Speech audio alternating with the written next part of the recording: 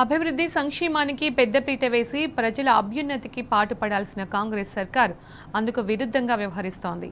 భయపెట్టడం, వేధించడమే లక్ష్యంగా పెట్టుకుని ఒక్కో వర్గంపై కక్షగట్టినట్టు ప్రవర్తిస్తోంది. రైతులు, ప్రతిపక్ష నేతలేగాక సొంత పార్టీ మంత్రులను వదిలిపెట్టని రేవంత్ సర్కార్ ప్రశ్నించిన ప్రతి వర్గాన్ని టార్గెట్ చేస్తోంది.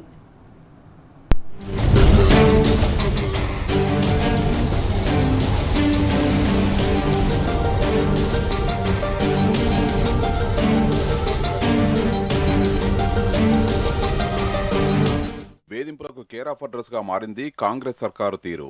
ప్రభుత్వాన్ని ప్రశ్నించిన వారిని బెదిరించడమే కాక కేసులు బనాయిస్తూ తీవ్ర ఇబ్బందులు పెడుతున్నది.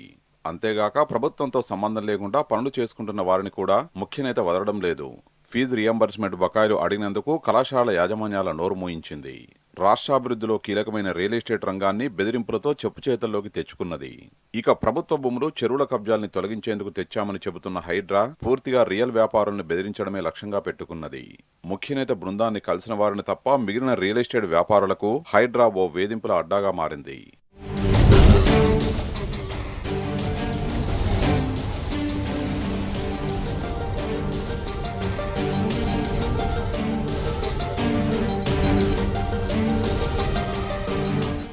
మరోవైపు తనను గుర్తించలేదనే కారణంతో తెలుగు సినీ పరిశ్రమలోని మెజారిటీ వర్గాన్ని తీవ్రంగా వేధిస్తున్నది. ఇండస్ట్రీలోని 2-3 పెద్దల్ని తీవ్రస్థాయిలో వేధించి తన వద్దకు వచ్చేలా కేసులు పెట్టి మాట వినేలా చేసుకున్నది. వీళ్లే కాదు, పోలీసులు, టీచర్లు అన్ని వర్గాలపైన బెదిరింపులు, వేధింపుల వ్యూహాన్నే ముఖ్యనేత అమలు చేస్తూ అడ్డు అదుపు లేకుండా వ్యవహరిస్తున్నది.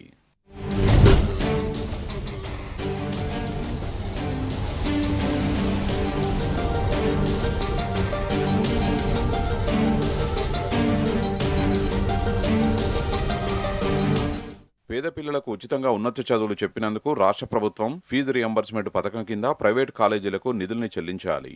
2008 నుంచి అమలవుతున్న ఈ పథకాన్ని నీరుగార్చేందుకు ముఖ్యనేత బెదిరింపుల వ్యూహాన్ని అమలు చేశారు. ప్రైవేటు కాలేజీల యాజమాన్యాల్ని బెదిరించి SC, ST, BC, EBC, minority వర్గాల విద్యార్థులకు ఉచితంగా ఇంజనీరింగ్, మెడిసిన్, ఫార్మసీ, లా వంటి ఖరీదైన చదువులు దక్కకుండా చేస్తున్నారు. ఫీజు రియంబర్స్మెంట్ పథకం కింద రాష్ట్ర వ్యాప్తంగా ఏటా సుమారు 14 లక్షల మంది విద్యార్థులకు 2,500 కోట్ల రూపాయలు అవసరం. కాంగ్రెస్ ప్రభుత్వం చెల్లింపులు నిలిపివేయడంతో రాష్ట్రంలోని విద్యా సంస్థలకు ప్రభుత్వం దాదాపు 10,000 కోట్ల రూపాయలు బకాయి పడింది. భారీగా నిధులు పెండింగ్లో ఉండడంతో కాలేజీల నిర్వహణ భారమై నిధుల చెల్లింపులు జరగకుంటే కాలేజీలను మూసివేసుకోవాల్సిన పరిస్థితి ఉన్నదని యాజమాన్యాలు తేల్చి చెప్పాయి. ప్రభుత్వ తీరుకు నిరసనగా తీవ్రమైన నిర్ణయాలు తీసుకుంటామని ప్రకటించాయి.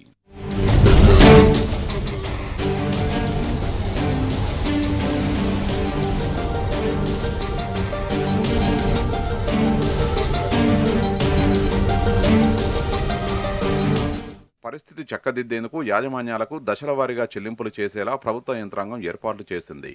ముఖ్యనేత వద్దకు వ్యవహారాన్ని తీసుకెళ్లింది. చెల్లింపుల అవసరం లేకుండా ముఖ్యనేత ఎప్పట్లాగే బెదిరింపులు, వేధింపుల వ్యూహాన్ని అమలు చేశారు. యాజమాన్యాలే లక్ష్యంగా అన్ని రకాల కేసులు నమోదు చేసి కాలేజీల ప్రతిష్ట దిగజారేలా చేస్తామని హెచ్చరికలు చేశారు. 2026-27 విద్యా సంవత్సరానికి ట్యూషన్ ఫీజుల్ని విద్యార్థులకే చెల్లిస్తామని, కాలేజీలతో సంబంధం లేదని పేర్కొన్నారు. కాలేజీలు విద్యార్థుల నుంచి ఫీజులు వసూలు చేసుకోవాలని తేల్చి చెప్పారు.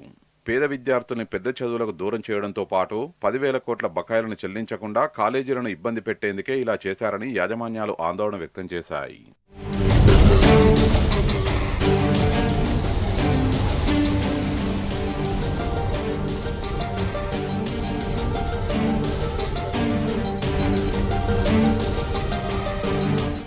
ముఖ్యనేత బెదిరింపులు, వేధింపుల రాజకీయం నుంచి ఎవరికీ మినహాయింపు ఉండడం లేదు.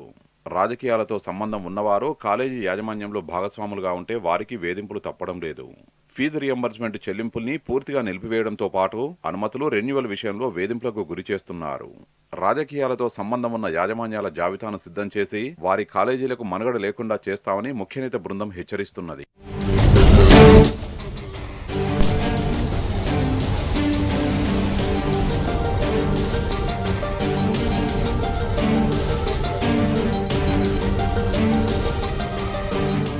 మరోవైపు హైదరాబాద్ మహానగరంలోని ప్రభుత్వ భూముల రక్షణ, చెరువుల పరిరక్షణ ప్రధాన లక్ష్యంగా ఏర్పాటైన హైడ్రా పూర్తిగా పేదలకు కంటి మీద కొనుకు లేకుండా చేస్తున్నది. బుల్డోజర్తో నిత్యం పేదల ఇళ్లను కూల్చడమే పనిగా పెట్టుకున్నది. ముఖ్యనేతకు నచ్చని, మెచ్చని రియల్ వ్యాపారులను టార్గెట్ చేయడమే లక్ష్యంగా హైడ్రా పనిచేస్తుంది. బీఆర్ఎస్ హయాంలో ప్రపంచ స్థాయి నగరంగా గుర్తింపు పొందిన హైదరాబాద్ ఇప్పుడు నిత్యం బుల్డోజర్ కూల్చివేతలకు కేంద్రంగా మారింది. హైదరాబాద్ చుట్టుపక్కల రియల్ రంగాన్ని ముఖ్యనేత స్వయంగా పర్యవేక్షిస్తున్నారు. దశాబ్దాలుగా ఈ రంగంలో ఉన్నవారిలో నచ్చని వారి జాబితాను ముఖ్యనేత బృందం సిద్ధం చేసింది. ఈ జాబితాలోని వారు భూములు, నిర్మాణాల వివరాలు సేకరించడం, వేధించడం, బెదిరించడం కోసమే హైడ్రా పనిచేస్తున్నది. ఏండ్లుగా ప్రముఖ సంస్థలుగా ఉన్న వాటిని లొంగదీసుకునేందుకు తన వ్యూహాన్ని హైడ్రా ద్వారా అమలు చేస్తున్నారు. ముఖ్యనేత కుటుంబంలోని వారే హైడ్రా ప్లాన్ స్వయంగా అమలు చేస్తున్నారు.